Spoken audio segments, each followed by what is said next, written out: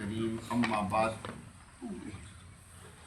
پارہ نمبر ہے 12، رکوع نمبر ہے 8، سورہ ہود، اور آیت نمبر آج ہم پڑھیں گے 84۔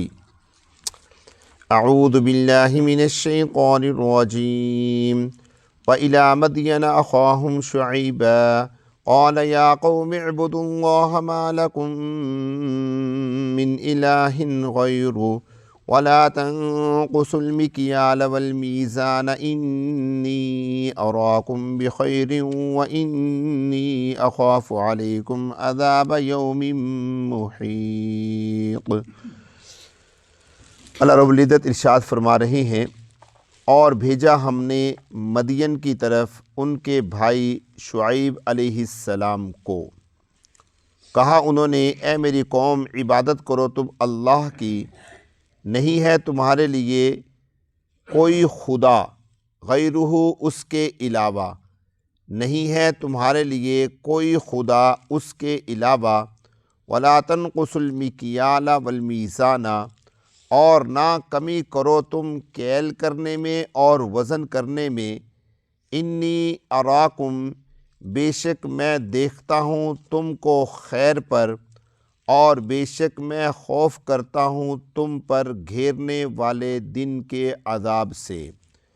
وَيَا قَوْمِ، اور اے میری قوم، أَوْفُوا الْمِكْيَالَ وَالْمِيزَانَ، پورا کرو تم کیل کرنے کو اور وزن کرنے کو، بالقسط، انصاف کے ساتھ، وَلَا تَبْخَسُوا النَّاسَ، اور نہ کم کرو تم لوگوں کو یعنی ان کی چیزوں کو، وَلَا تَعْثُوا فِي الْأَرْضِ مُفْسِدِينَ، اور نہ پھرو تم زمین میں فسادی بن کر۔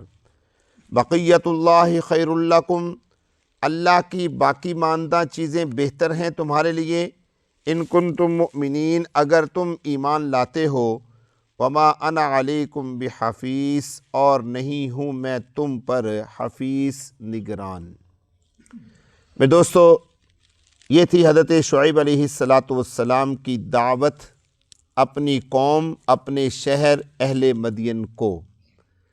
حضرت شعیب علیہ السلام کا زمانہ یہ حضرت موسیٰ علیہ السلام کے زمانے کے ساتھ ساتھ ہے۔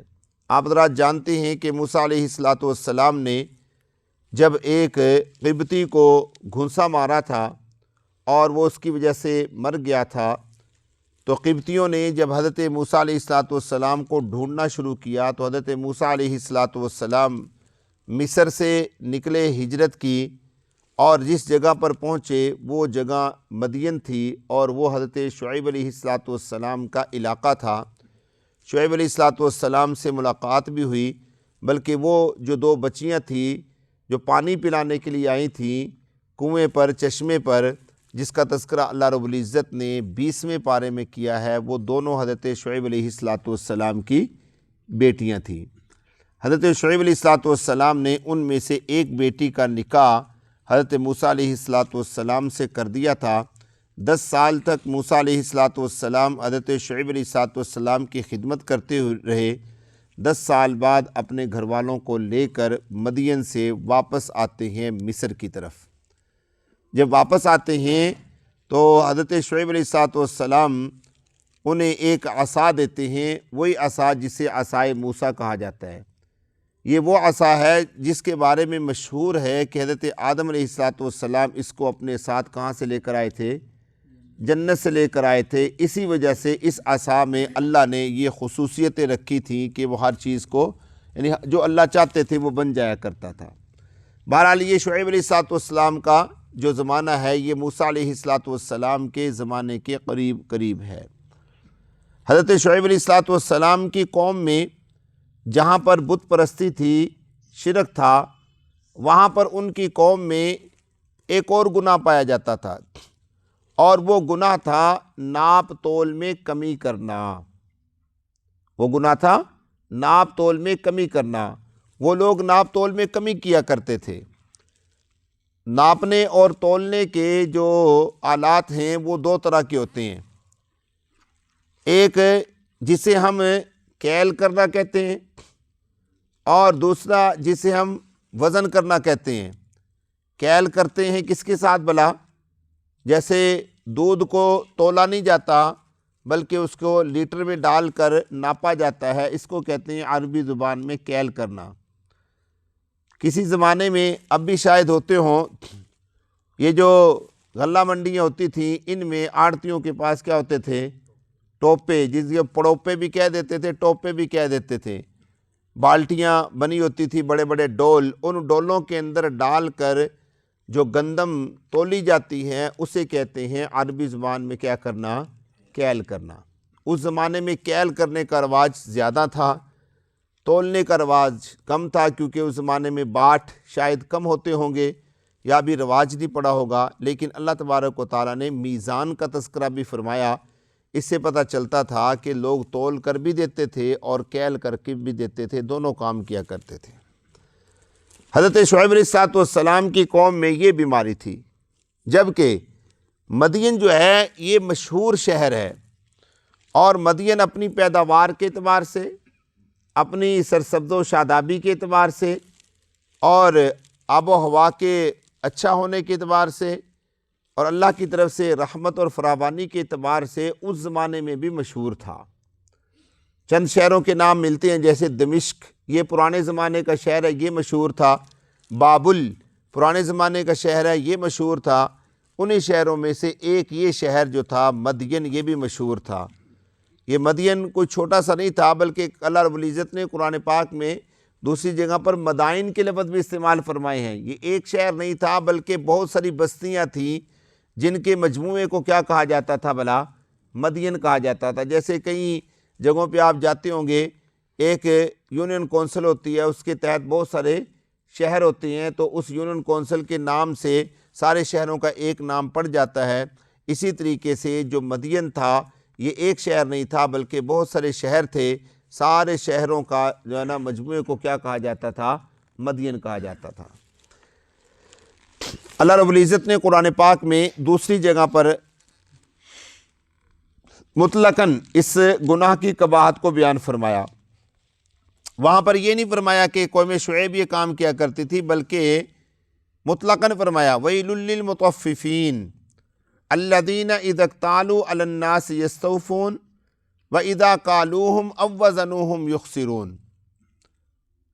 اللہ فرماتے ہیں ہلاکت ہے ناپ تول میں کمی کرنے والوں کے لیے، ہلاکت ہے ناپ تول میں کمی کرنے والوں کے لیے۔ اور ساتھ میں یہ بھی فرمایا کہ جس وقت وہ لیتے ہیں تو پورا پورا وصول کرتے ہیں، بلکہ جھکتا وصول کرتے ہیں، اور جب دیتے ہیں تو اٹھتا دیتے ہیں، لوگوں کو پورا بھی نہیں دیتے۔ اللہ رب العزت نے ان کے لیے ہلاکت بیان کی ہے۔ اب ویل کا لفظ جب عام طور پہ بولا جاتا ہے، رسول اللہ صلی اللہ علیہ وسلم کی زبان میں جب ویل کا لفظ بولا جاتا ہے نا، آپ نے کئی جگہوں پر ویلک یا فلاں، ویلک یا فلاں، جب یہ ویل کا لفظ عام بولی میں بولا جاتا ہے تو یہ ڈانٹنا مراد ہوتا ہے۔ کوئی کسی آدمی کو ڈانٹ رہا ہے، جیسے ہم پیار میں یا غصے میں یا مزاح میں کسی بچے کو کہہ دیتے ہیں اوے گدھے کہیں کے، بات نہیں سمجھے، اوے گدھے کہیں کے۔ اسی طرح ویل کا لفظ استعمال ہوتا ہے عام بولی میں ڈانٹنے کے لیے، لیکن جب یہی ویل کا لفظ قرآن مجید میں استعمال ہوتا ہے تو پھر اس کا معنی ڈانٹنا نہیں ہوتا، کیونکہ اللہ تبارک و تعالیٰ کا ڈانٹنا اللہ کی ذات کے اعتبار سے ہوتا ہے۔ اب ویل کا معنی کیا ہوگا؟ جو لوگ ناپ تول میں کمی کرتے ہیں، جو لوگ ناپ تول میں کمی کرتے ہیں ان کے بارے میں آتا ہے کہ ویل جہنم کی وادیوں میں سے ایک وادی ہے، جو سب سے خطرناک ترین وادی ہے، جس کے اندر سارے جہنم کا عذاب اکٹھا ہوتا ہے۔ ناپ تول میں کمی کرنے والوں کے لیے اللہ نے اس عذاب کو تیار کیا ہے۔ اور ویل کا معنی دوسرا جو بیان کیا جاتا ہے وہ یہ ہے کہ ہلاکت ہے، تباہی ہے ان لوگوں کے لیے جو ناپ تول میں کمی کر کے بیچتے ہیں، یعنی دنیا میں بھی ان کا ناپ تول میں کمی کر کے بیچنا ان کو فائدہ مند نہیں ہے، اور آخرت میں بھی فائدہ مند نہیں ہے۔ وہ ایک دودھی تھا نا، دودھی، دودھ والا دودھ میں پانی ڈالتا تھا، اپنا اس کے جانور تھے، دودھ میں پانی ڈالتا تھا اور بیچ دیتا تھا۔ لوگوں نے اس کو بڑا سمجھایا کہ بھائی یار یہ کیا کرتے ہو، اللہ نے آپ کو اپنے جانور دیے ہیں، یہ ہے وہ ہے، نہیں مانتا تھا۔ بالآخر ایک دن اللہ کا عذاب آیا، جیسے آتا ہے سیلاب آیا، اور سیلاب میں اس کی ساری بھینسیں کیا ہو گئیں؟ رڑ گئیں۔ اب وہ کھڑا ہو کے شور مچا رہا ہے، ہائے میرا مال، ہائے میرا مال۔ تو لوگوں نے اس کو کہا تیرا مال وہ نہیں تھا، وہ پانی کا مال تھا، پانی میں چلا گیا۔ وہ پانی کا مال تھا، کہاں چلا گیا؟ پانی میں چلا گیا۔ تو اللہ تبارک و تعالیٰ ویل کا معنی یہ بیان کر رہی ہیں کہ ہلاکت نہیں بلکہ نقصان ہے تمہارے لیے، جو تم کسی کا نقصان کرو گے وہ نقصان تمہارا دنیا میں ہو جائے گا۔ اور میرے دوستو، اگر یہ معنی بیان کریں تو اس کا مطلب یہ ہوا کہ ہمارے اوپر اللہ کا احسان ہے۔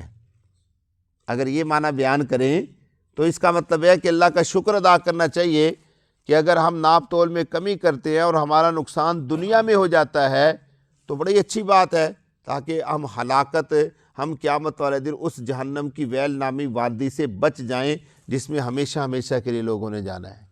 اب اس سے بہتر صورت کیا ہے؟ ایک ہے جہنم کی وادی ملے ناپ تول میں کمی کرنے والوں کو، ایک ہے نقصان ہو جائے دنیا میں، اس سے بھی دگنا، اس سے بھی زیادہ۔ تو اس سے بہتر صورت بھی کوئی ہو سکتی ہے؟ اس سے بہتر صورت یہ ہے کہ ہم ناپ تول میں کمی کریں ہی نہ۔ جب ہم ناپ تول میں کمی نہیں کریں گے تو نہ دنیا میں نقصان ہے نہ آخرت میں نقصان ہے۔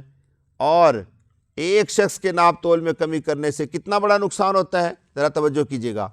ایک شخص کے ناپ تول میں کمی کرنے سے اتنا بڑا نقصان ہوتا ہے، رسول اللہ صلی اللہ علیہ وسلم نے ارشاد فرمایا کہ جب میری امت ناپ تول میں کمی کرنا شروع کر دے گی پھر طرح طرح کی مصیبتوں میں مبتلا ہونا شروع ہو جائے گی، پھر طرح طرح کے عذاب اس پر اترنے شروع ہو جائیں گے۔